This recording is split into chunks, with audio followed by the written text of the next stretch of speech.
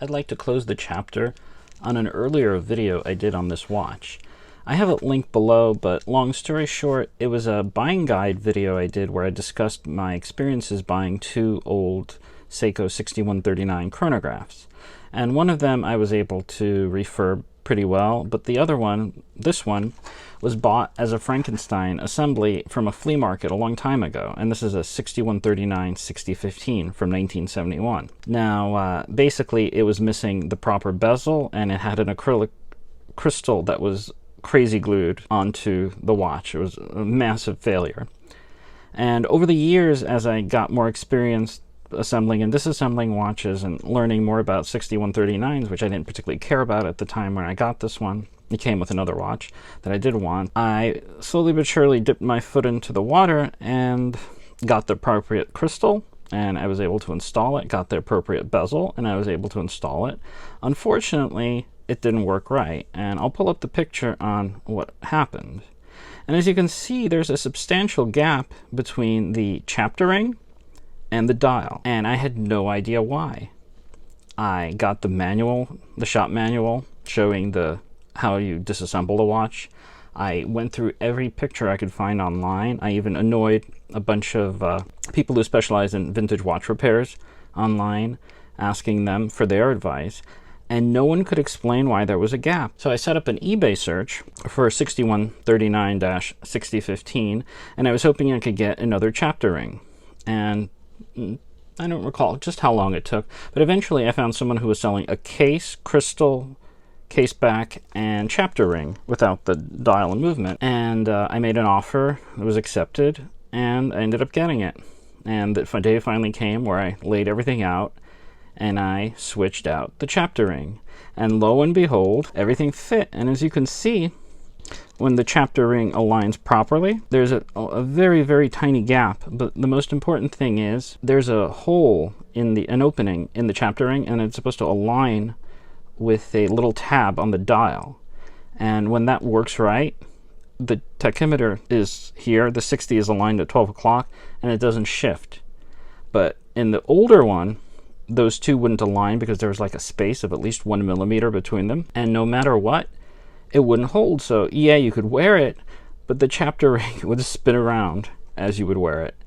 And I just couldn't figure out what was wrong. I still really don't have an explanation. The only leads I have is, as far as the 6139 movements, there was an A and a B, and there was a slight thickness variation between the two. These watches were made for a number of years as well. So, while I don't think the original chapter ring was some counterfeit aftermarket part, for whatever reason, it just the clearance wasn't right on it, and it's possible the person I bought it from assembled it from different watches. I don't really know, but the chapter ring never aligned. Even though I'm really grateful that I finally got it to work, and you see here the tachymeter, the chapter ring is a bit darker than the dial on this one, and apparently you had all sorts of variations of these blue 6139-61X over the years, so I don't really know exactly what happened, but I'm very grateful that it finally worked out for me. But I want to use this as yet another example of the dangers and the risks you take when you start not only collecting vintage watches, but dabbling in partially disassembled Frankenstein monstrosities that other people happen to sell.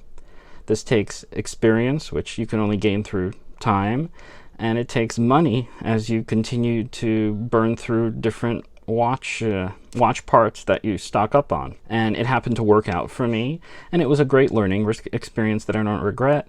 But it really is a reminder that if you are going to dip your toe into this vintage pool, you really need to be prepared that things aren't going to work right for you.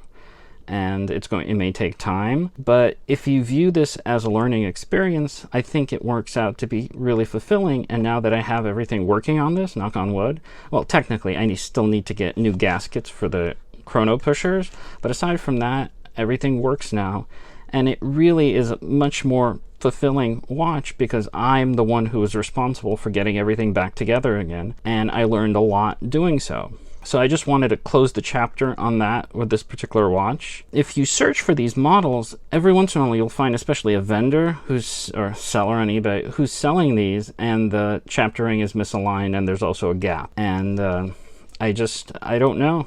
Is it something aging related? Is it tolerance? Or is it simply a sign that they reassembled a watch from different parts? And I guess to some extent this is going to remain a mystery unless someone else can explain exactly what happened. But I just wanted to get some closure on that, because I'm so pleased that I was able to finally assemble it right. It's one of the, really, I think everyone goes crazy about the yellow pogues and things like this, but the blue dial on this is just really wonderful, and when the light catches it right, it really is just a pleasure to wear. So if you're out there doing this, don't give up. It's frustrating, but once you learn enough, and I guess you get lucky and you find the right parts, you can assemble these things and give them a new life. So that's learning experience for you, and that's about it for this video. And as usual, thanks for watching.